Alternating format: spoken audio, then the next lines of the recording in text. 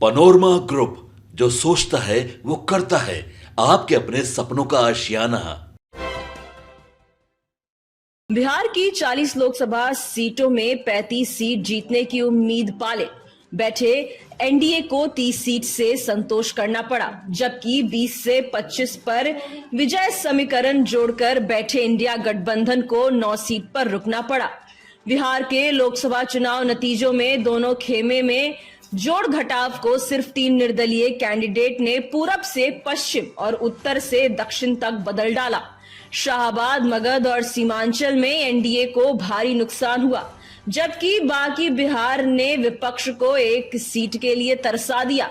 सबसे ज्यादा असरदार काराकाट से लड़े भोजपुरी सुपरस्टार पवन सिंह निकले, जिन्होंने आखिरी चरण की 8 सीटों पर मारक असर डाला।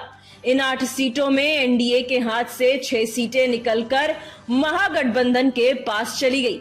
आरजेडी ने जो 4 सीटें जीती हैं, उनमें 3 सीपीआई माले की दोनों और कांग्रेस की 3 में 1 सीट इसी इलाके से निकली है।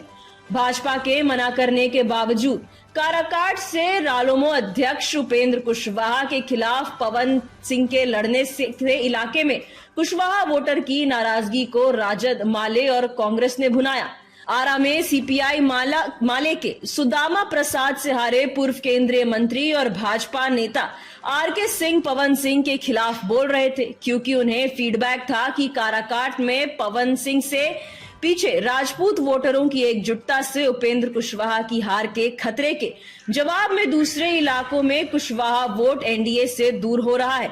नतीजे आए तो आरके सिंह का डर सही साबित हुआ।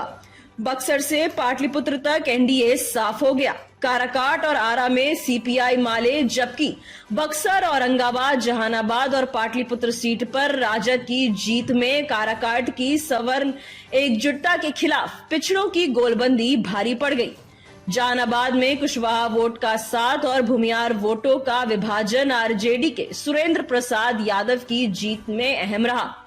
पूर्णिया से पप्पू यादव को पहले लड़ने से रोकने और बाद में हराने की कोशिश में जेडीयू के कैंडिडेट को वोट करवाने को आतुर दिखे लालू यादव के बेटे तेजस्वी यादव का दांव अररिया में उल्टा पड़ गया। सीमांचल में 4 सीटों में यह इकलौती सीट भाजपा जीत पाई। अररिया में भाजपा के अति पिछड़ा कैंडिडेट प्रदीप सिंह ने आरजेडी के शहनवाज आलम को 20,094 वोट से हराया। भाजपा का वोट घटने के बाद भी राजद ये सीट नहीं निकाल सकी। पूर्णिया में राजद नेताओं का कथित तौर पर यह कहना है कि भले एनडीए जीत जाए, लेकिन पप्पू को हराओ। अररिया में बैकफायर कर गया। वहां के यादवों ने माना कि पूर्णिया में एक यादव को हराने के लिए जब तेजस्वी एनडीए को जिताने को तैयार हैं, तो वो भाजपा को वोट क्यों नहीं कर सकते। पप्पू यादव ने खुद कहा कि आरजेडी उनका साथ देती तो अररिया जीत जाती। सिवान में आरजेडी की टिकट पर कई बार हार चुकी हिना शहाब ने इस बार निर्दलीय लड़ना तय किया। हिना की रणनीति थी कि आरजेडी का सिंबल नहीं होगा तो उनके पति शहाबुद्दीन के साथ रहे सवर्ण भी वोट देंगे, लेकिन लालू और तेजस्वी ने हिना को वॉक ओवर देने के बदले अवध बिहारी चौधरी को लड़ाकर रास्ता रोक लिया। जेडीयू के विजय लक्ष्मी कुशवाहा 93,000 वोटों से जीती।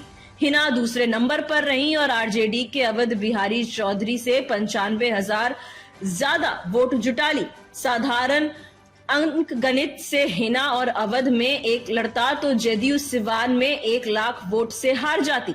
आरजेडी के लड़ने के कारण हिना को संभावित हार से मुसलमानों के बीच मैसेज गया कि शहाबुद्दीन ने लालू के लिए कितना कुछ किया, लेकिन हिना को जीतने से रोका जा रहा है। हिना शहाब को सीट फंसाने के लिए आरजेडी को जिम्मेवार माना गया।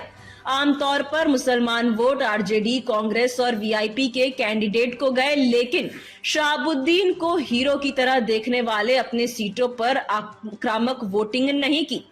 पवन सिंह ने उपेंद्र कुशवाहा को फंसाकर कई सीटों पर एनडीए का खेल खराब किया। वहीं लालू यादव और तेजस्वी यादव द्वारा पप्पू यादव और हिना शहाब को अटकाने की कोशिश से कहीं यादव तो कहीं मुस्लिम की नाराजगी ने कुछ सीटों पर महागठबंधन का खेल खराब किया।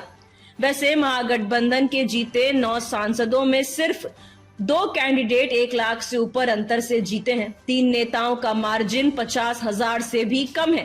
दूसरी तरफ एनडीए के 30 सांसदों में ज्यादातर 1 लाख से ऊपर के अंतर से लोकसभा पहुंचे हैं। 50,000 से कम मार्जिन वाले सिर्फ 2 सांसद एनडीए कैंप में हैं। Bureau report, city post live.